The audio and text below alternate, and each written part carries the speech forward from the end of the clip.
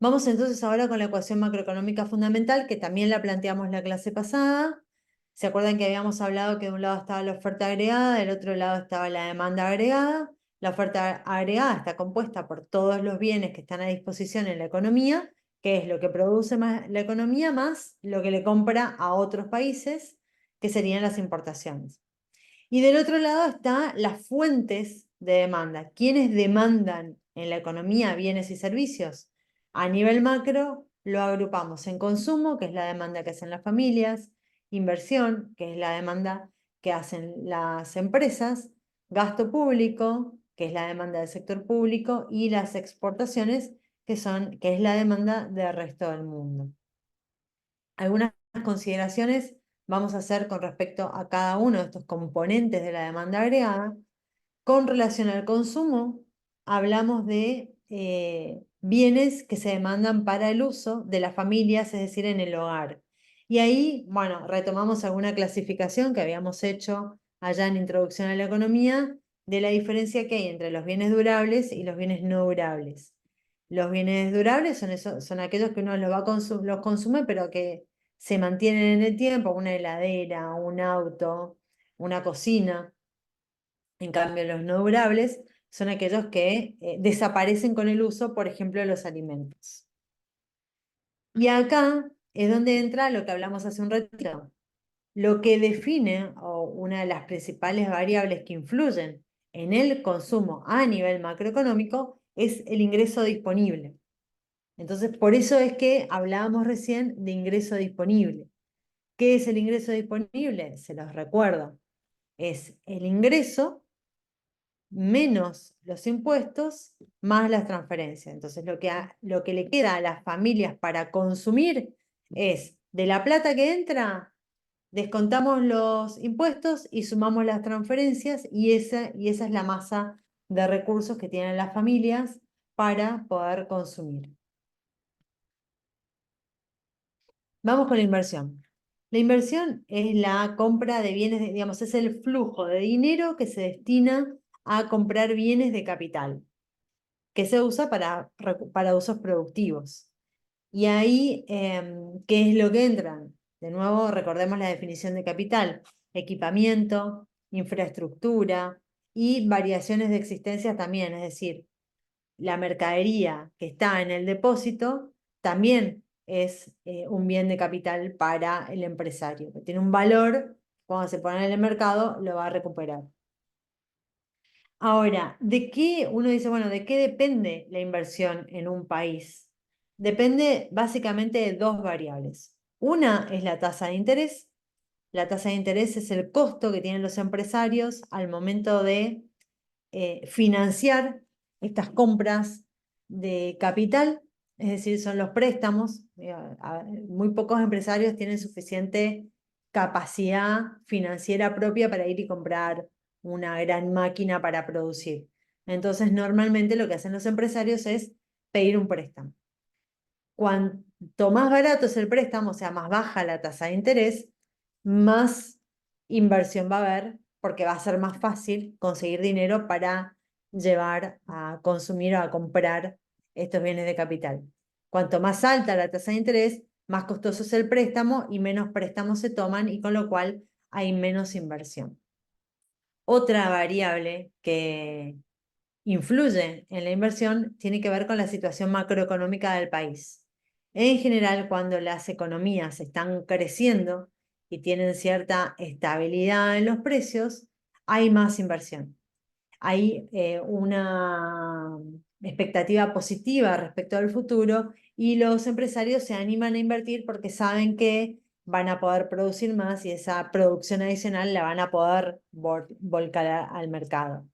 En cambio, cuando la economía está estancada o hay recesión y hay inestabilidad de precios, es muy difícil tomar decisiones en clave de inversión, y entonces se reduce la inversión con la consecuente reducción de la demanda agregada.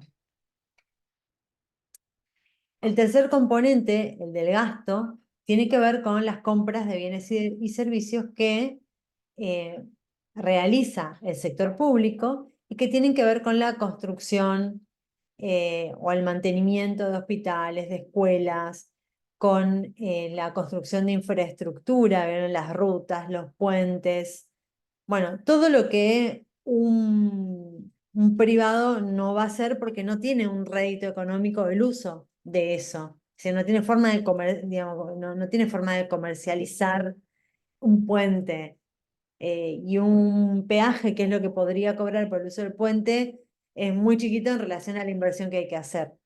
Entonces, en general, el sector privado no está orientado a resolver ese tipo de demandas en la economía, en una sociedad, y por eso es que lo hace el Estado. Bien, ahora, el Estado ¿se acuerdan que estuvimos charlando de los superávit y los déficits, las diferencias entre los ingresos y los egresos? En sus ingresos tiene los impuestos y en sus egresos nosotros decimos que tiene dos cosas, lo que va como gasto público y lo que son las transferencias. Las transferencias son todas aquellas erogaciones que no tienen contraprestación, por ejemplo, algunos planes sociales. Y el gasto es todo lo que tiene contraprestación, digamos, esta es como una definición muy genérica que usamos así como muy grande, simplemente para entender cómo funciona. Y por último, tenemos las exportaciones netas, que es la diferencia entre exportaciones e importaciones. Acuérdense que acá también se generan ahorros o desahorros, o sea, cuando vos exportás más de lo que importás, generas ahorro en divisas o superávit, y cuando importás más de lo que exportás, te genera una deuda o un déficit comercial. Bueno, acá tienen un poquito desactualizado, pero lo pueden buscar ustedes en el INDEC, cómo, me lo voy a agrandar un poquitito, cómo son los componentes del PBI. En 2020 cayó el PBI y bueno, acá se ve una caída del consumo privado, del consumo público, una caída de la inversión, una caída de las exportaciones y una caída de las importaciones.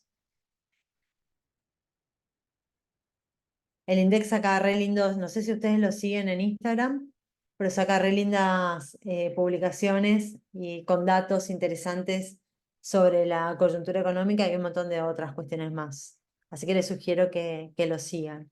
Lo mismo que el IPEC a nivel provincial acá, lo mismo que la Oficina de Gestión de Datos a nivel municipal, como para ir conociendo los datos que se generan a nivel nacional, provincial y municipal.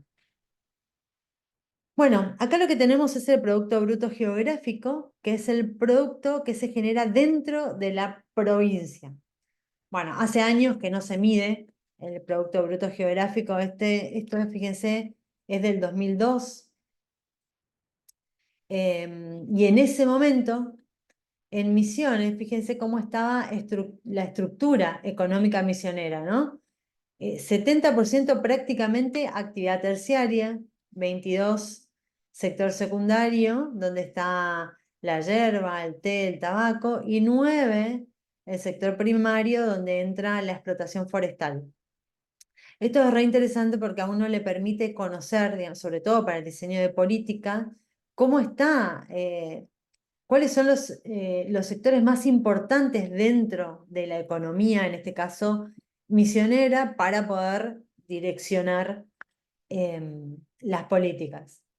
Y fíjense que Misiones, digo, como se calcula el PBG para Misiones, se calcula el PBG para el resto de las provincias, como se calculaba, representa en ese año el 1,34% del PBI, es decir, que Misiones le aportaba en 2002 un poquito más del 1% al PBI. Y acá les puse como referencia en ese momento el máximo y el mínimo, o sea, la provincia de Buenos Aires aporta el 32% del PBI y Catamarca un poco menos que nosotros, medio punto del PBI. Bueno, eso es 2002. Después acá hay otro dato del 2007. Fíjense cómo cambia la proporción de los sectores económicos dentro de la provincia.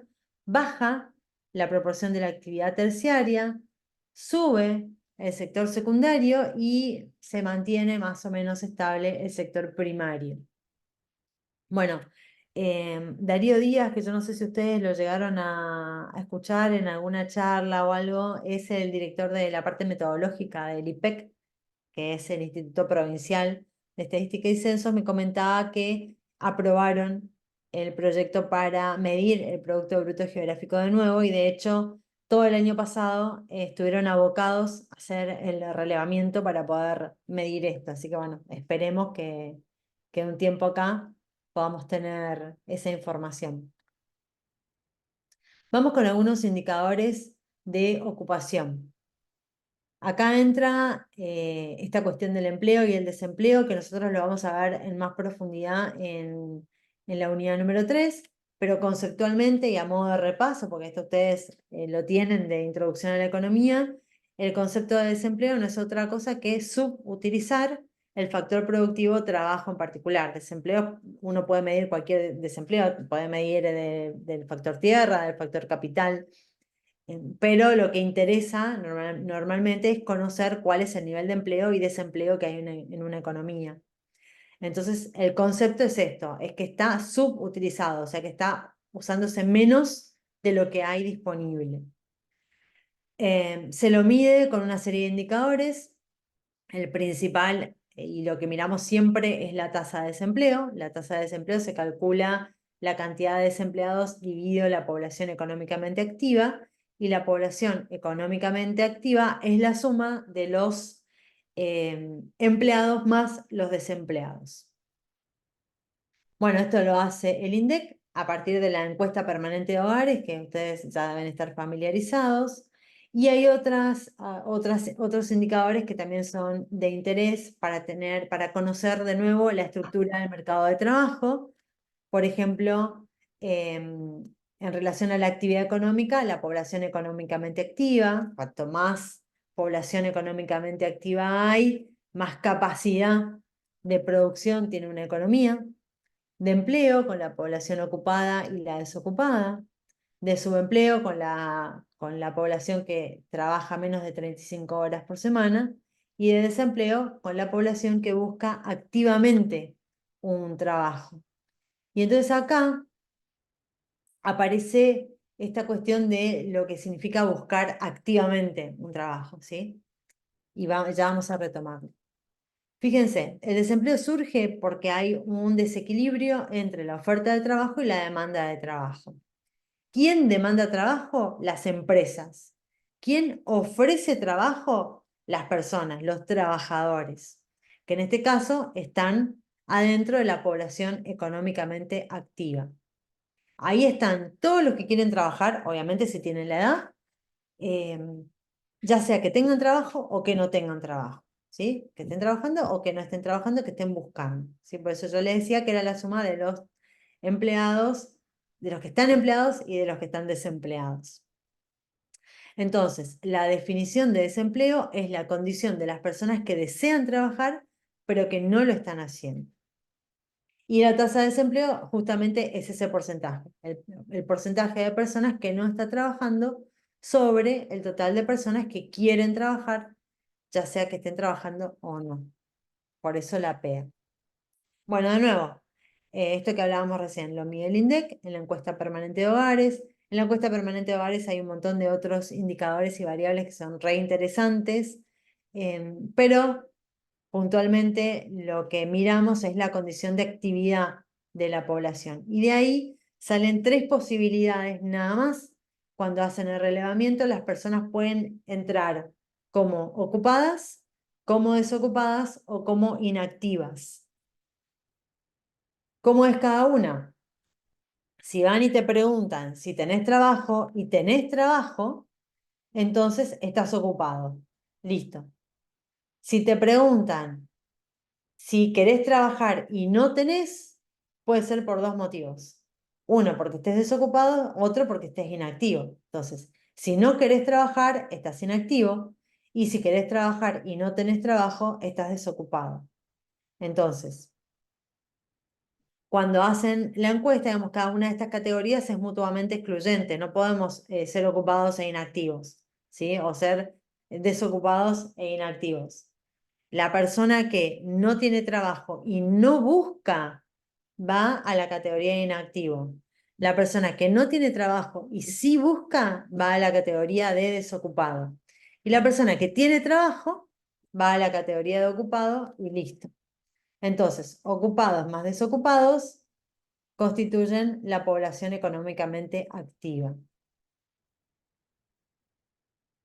Bueno, acá hay datos que están un poco viejos, así que vamos a pasarlos. Después ustedes pueden buscar los datos como están ahora para chequear un poco el mercado de trabajo, pero igual lo vamos a ver más adelante, así que no me preocupa. Las tasas, otros indicadores. La tasa de actividad, que es el cociente entre la población económicamente activa y la población total.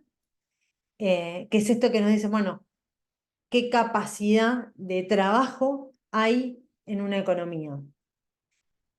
Si es muy chiquita la población económicamente activa en relación a la población total, significa que esta cantidad de personas tiene que sostener a esta cantidad de personas, ¿sí? Solo que acá va a haber algunos que van a estar trabajando y otros que no. Entonces esto está en potencial.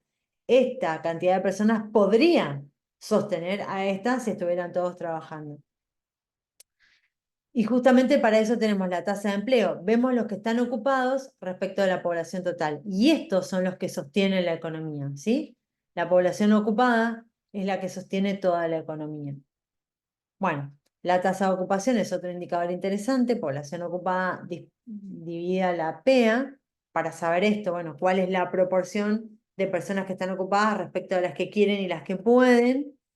Y la tasa de desocupación, que es la que mencionábamos hace un rato, que es como el indicador estrella para medir qué es lo que pasa en el mercado de trabajo, que es la población desocupada, la que quiere pero no tiene trabajo, dividido la población económicamente activa. Otra serie de indicadores tienen que ver con los indicadores de precios, que nos permiten medir, a ver, dame un segundo que nos permiten medir qué es lo que pasa con los precios en la economía. Y ahí aparece este concepto de inflación, con el que estamos muy familiarizados, que no es otra cosa que el aumento sostenido y duradero en el nivel general de precios, es decir, la tasa a la que suben los precios. ¿Cómo lo medimos? Yo se los contaba a partir de una canasta de bienes que sea representativa de algún tipo de consumo. En general, usamos el índice de precios al consumidor, que es lo que más se publica, que es lo que más se conoce para medir qué es lo que está sucediendo con los precios. Ahora, la inflación es la tasa a la que cambian los precios. Y para eso necesitamos usar una fórmula que es la tasa de crecimiento de cualquier variable, solo que aplicada a los precios. Es decir, los precios de este periodo menos los precios, por ejemplo, del año pasado, dividido los precios del año pasado. Eso nos va a dar el crecimiento interanual de los precios. Y eso aplica a lo que quieran, si quieren hacerlo mensual, trimestral, semestral, anual, cada 3 años, bueno, usan la misma fórmula cambiando los momentos. Bueno, ahora con respecto a esto de los índices de precios, que es lo que vamos a meter en esa fórmula, acá lo que tenemos es que en Argentina se utilizan índices de precios compuestos o ponderados, es decir, consideran una canasta de bienes y servicios donde el peso de los componentes de esa canasta está ponderado de acuerdo a la importancia que tiene en el consumo, por ejemplo, de las familias. Imagínense que una familia consume alimentos, indumentaria, transporte, no sé, productos de librería, bueno, si transporte ya dije, combustible, bueno, no sé, todo lo que consuma la familia ahora, no lo consume en la misma proporción, ¿sí? No gasta, ni gasta exactamente lo mismo en transporte que en alquiler, que en alimentos, ni consume las mismas cantidades de horas de transporte, de alquiler y de alimentos o de indumentaria. Entonces, por eso se usan los índices de precios que son ponderados. Entonces, solo para recordarle, porque esto ustedes en estadística lo deben haber visto, los índices de precios son indicadores que permiten medir las variaciones y las cantidades de los bienes y servicios a lo largo del tiempo. Y los dos más utilizados son el índice de las PER y el índice de Paget.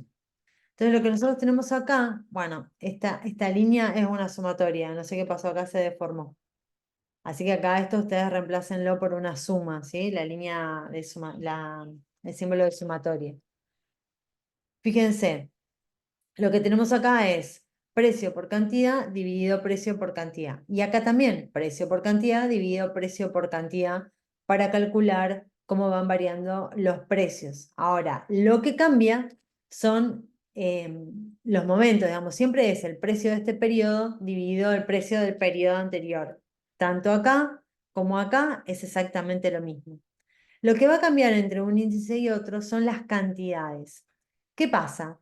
En las PER, las cantidades se mantienen fijas a lo largo del tiempo, es decir, se supone que o sea, se calcula bajo el supuesto de que los consumidores no cambian drásticamente las cantidades de bienes que consumen. Paye sí presupone que hay cambios de cantidades, entonces ustedes ven acá que toman las cantidades que van sucediendo de un año a otro. Ahora, ¿cuál es más real y cuál es el que más se usa?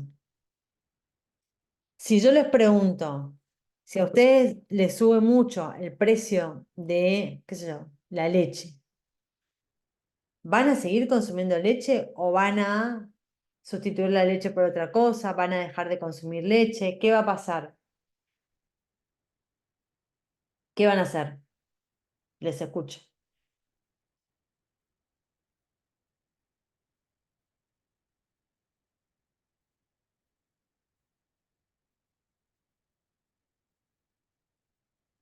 ¿No van a hacer nada?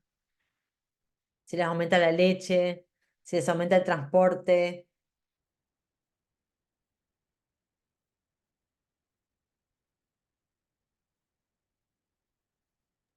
¿Se busca otra opción? Claro, digamos que dejamos de consumir, quizás no todo, pero un poquito. Entonces, nosotros sabemos de microeconomía que los cambios en los precios afectan a las cantidades. Ahora, ¿qué pasa? Esto es re caro hacerlo, porque ustedes imagínense que tienen que salir todos los equipos que hacen el relevamiento, no solamente a medir los cambios en los precios, sino también a medir los cambios en las cantidades. Y estas encuestas son muy costosas de hacer porque es para todo el país. Entonces, por un tema básicamente de costos, no de precisión, lo que se usa normalmente para calcular los índices de precios son las fórmulas de tipo Laspers, ¿sí? Si bien lo ideal sería poder usar las fórmulas tipo Paget. Pero bueno, eso se los dejo para que lo revisen en estadística. ¿Qué más?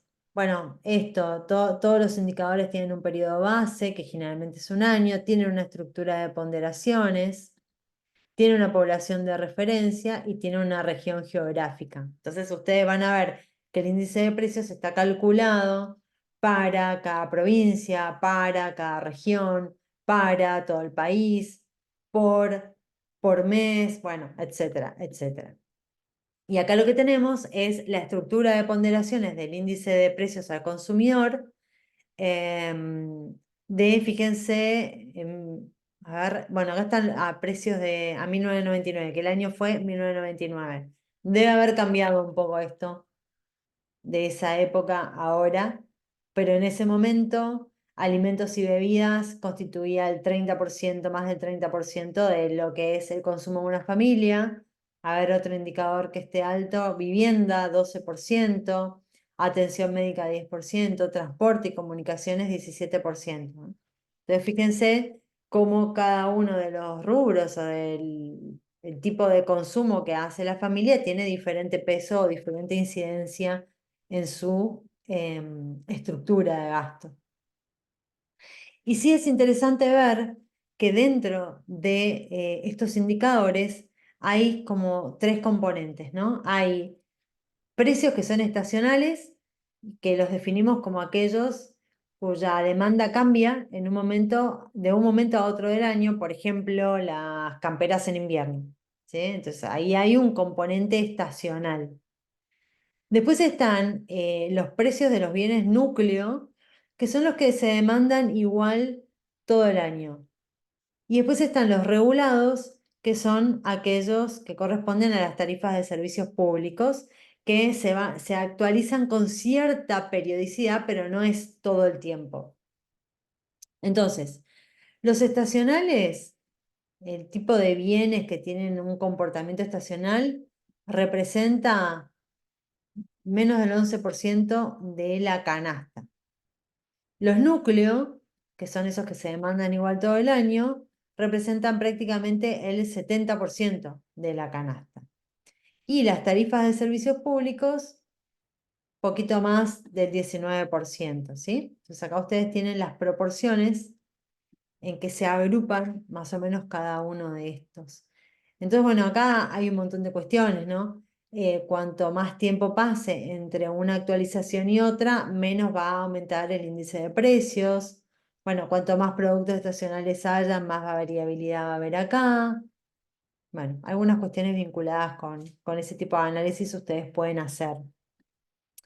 Hay otros índices de precios que son los mayoristas, que ahí están los índices de precios básicos al productor, los precios internos al por mayor y el índice de precios internos básicos al por mayor. Esto siempre el indicador según la necesidad. Entonces, depende de lo que uno necesite evaluar o medir, el indicador que va a usar para dar cuenta de si hubo aumento de precios o no. El índice de costos a la construcción es otro indicador y este se usa un montón. Permite como ir viendo qué es lo que pasa con los precios de la construcción y acá ustedes tienen, fíjense, costos de materiales, costos de mano de obra y costos de gastos generales. Y después está el índice de precios implícito o deflactor del PBI que mide la variación que experimentan todos los precios en la economía.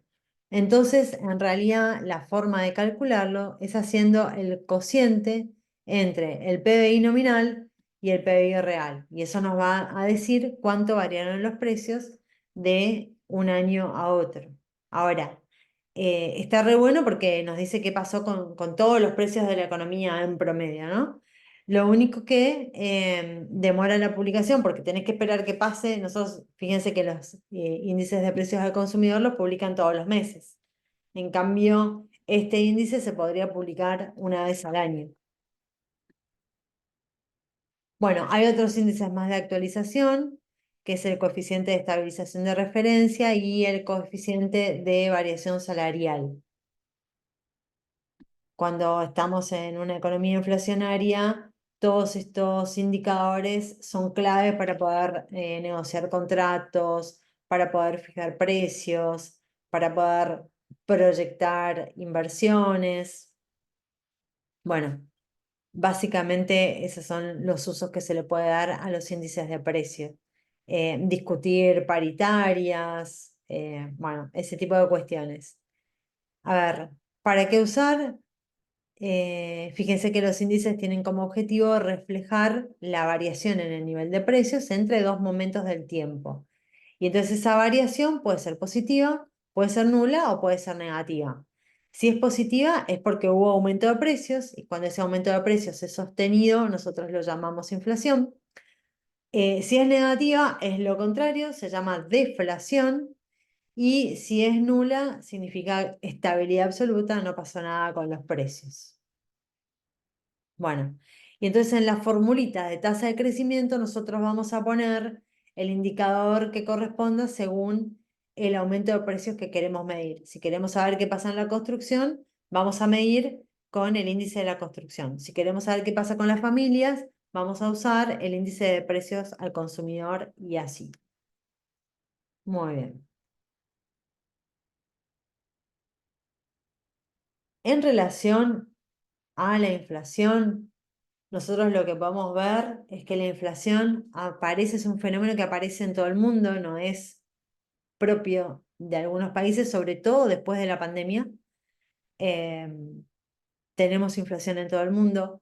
Lo que pasa es que hay diferentes intensidades de esos aumentos de precios. Hay países donde los precios aumentan a tasas más altas y hay países donde los precios aumentan a tasas más bajas. Pero siempre, siempre este aumento de precios sistemático, sostenido en el tiempo, lo que refleja es la devaluación de la moneda, es decir, la pérdida del poder de compra de la moneda. Y acá tenemos para 2018, bueno, en 2018, fíjense cómo estaba en el contexto mundial. Teníamos Japón con muy poquita inflación. Esto es anual, o sea, fíjense, Japón, un poquito más del 1% anual de inflación, ¿no? Estados Unidos, 2 y pico, China también. Algunos países latinoamericanos un poquito más. Fíjense que los países latinoamericanos solemos tener más inflación que otras economías europeas o de Norteamérica.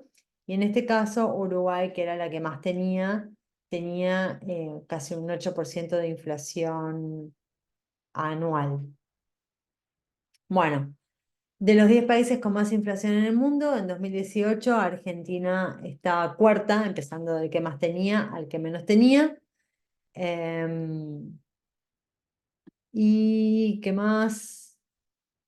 En 2019 estaba tercera. En este caso no estaba bueno hacer podio, porque ya estaba entre los 3 países con más inflación. Fíjense que igual todavía estaba lejos de las 2 primeras. Y acá tenemos la variación interanual para 2021. em,